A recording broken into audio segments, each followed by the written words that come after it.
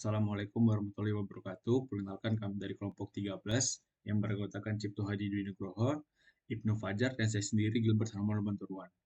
Nah, di makalah kali ini kami akan membahas tentang materi distribusi binomial.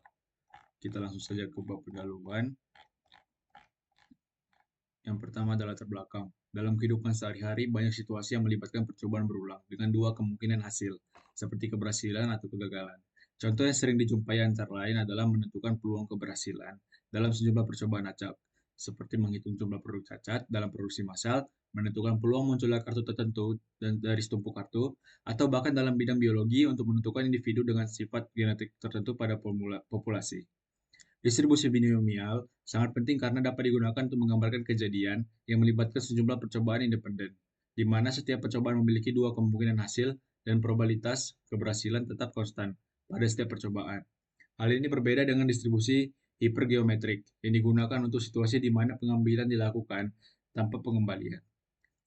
Dalam pembelajaran teori peluang, distribusi binomial menjadi salah satu distribusi dasar yang penting untuk dipahami, karena aplikasi yang luas di berbagai bidang, seperti manufaktur, statistik, ekonomi, dan ilmu komputer.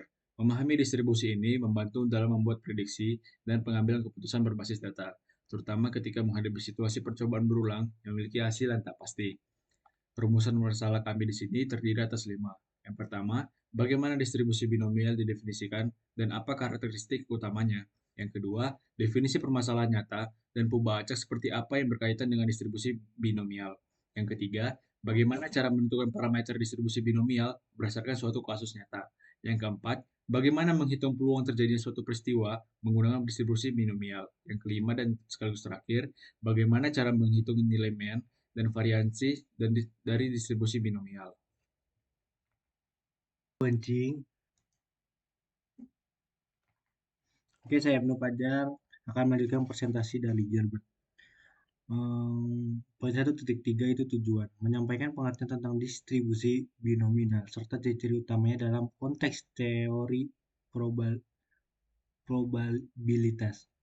Yang kedua, mengidentifikasi dan menjelaskan permasalahan dunia nyata serta variabel acak yang relevan untuk diterapkan dalam distribusi binomial.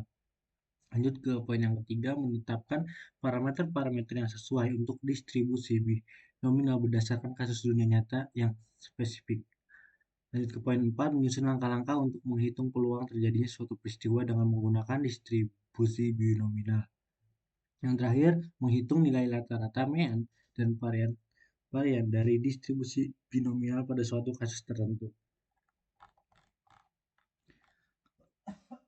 Bab kedua pembahasan di titik 2.1 ada definisi distribusi binomial.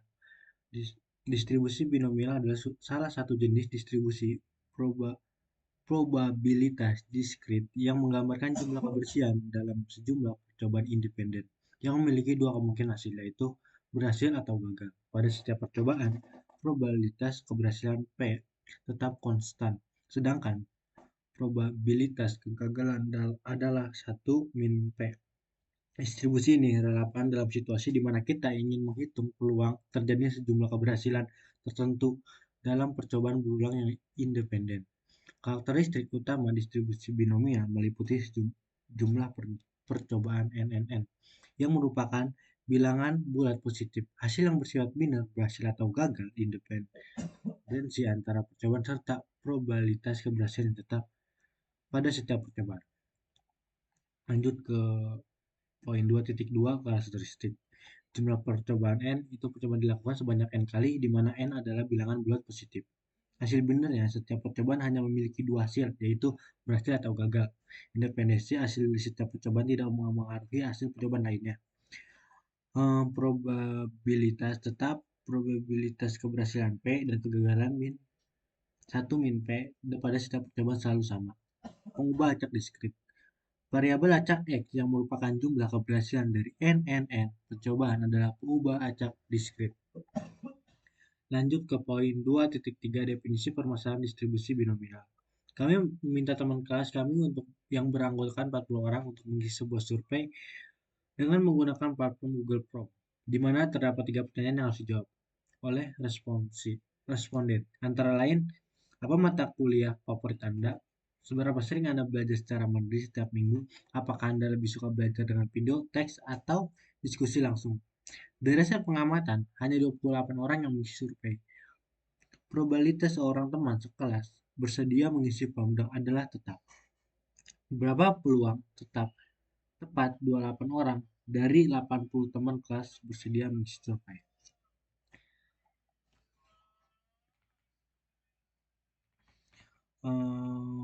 Presentasi akan dilanjutkan oleh teman saya Cipto. Halo, perkenalkan saya Cipto akan melanjutkan presentasi dari teman saya Fajar. Pada sebelumnya, permasalahan yang kita punya tuh kami meminta teman kelas kami yang beranggotakan 40 orang untuk mengisi survei dan eh, hanya 28 yang mengisi. Jadi kita definisi pengubah acaknya itu sebagai X, sebagai teman kelas yang mengisi survei. Kemudian parameter jumlah percobaan, N-nya itu 40 sesuai dengan jumlah anggota teman kelas. X itu sebagai yang banyaknya orang yang me- mengisi. Sorry, ini bukan X. X-nya tidak ada. Nah, jadi eh, jumlah tuh N 40 teman kelas. Kemudian ada yang mengisi itu K, kita definisikan sebagai K. Ada 28 dan juga probabilitas keberhasilan itu P. P itu 0,7 dihasilkan dari 28 per 40. Ada berapa yang mengisi dari ruang sampel yang kita miliki. Jadi rumus distribusi binomial sendiri itu seperti ini. Oke. Dan kita akan mencari probabilitas X tepat di angka 28. Jadi kita masukkan N-nya itu sebagai 40, kemudian 28 ini kombinasi ya. Kemudian kita masukkan P dan pangkat pangkat K yang kita punya di mana K itu 28 dikali dengan peluang kegagalan. Peluang kegagalan itu didapat dari mana? Dari 1 dikurangi P, itu 0,3 dipangkat dengan 12, N dikurangi K. Nah, dengan kombinasi, kita menghitung kombinasi ini dengan bantuan program, yaitu program Python. Itu didapatkan 55,865,34,80. Dan kemudian kita menggunakan program lagi yang untuk mencari nilai 0,7 pangkat 28 ini yang setara dengan 0,0004,159. Begitu juga dengan yang 0,3. 0,3 pangkat 12 setara dengan 0,000531,441. Nah, sekarang kita selesaikan perhitungan dari di atas kedua ini kita combine. Jadi peluang P tepat 28 itu setara dengan 0,13657 atau yang kita bulatkan bakal menjadi 13,66%. Jadi peluang tepat 28 orang dari 40 teman kelas yang bersedia mengisi survei itu sekitar 13,66%. Kemudian kita bakal menghitung nilai min dan variansi dari pengubah acak yang ditetapkan. Untuk mencari min sendiri, kita akan menggunakan seperti perhitungannya salah.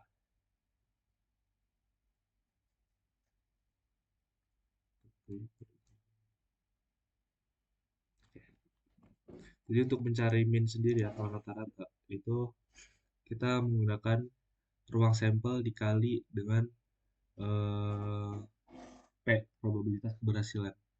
Jadi ruang sampel dikali dengan probabilitas keberhasilan akan menghasilkan 28. Nah, untuk mencari variansi itu kita dari ruang sampel dikali dengan probabilitas keberhasilan dan probabilitas kegagalan didapatkan 8,4. Jadi kesimpulannya, distribusi binomial merupakan salah satu distribusi probabilitas diskrit yang memiliki aplikasi luas dalam berbagai bidang, terutama dalam kasus yang melibatkan percobaan berulang yang hanya memiliki dua kemungkinan yaitu berhasil atau gagal.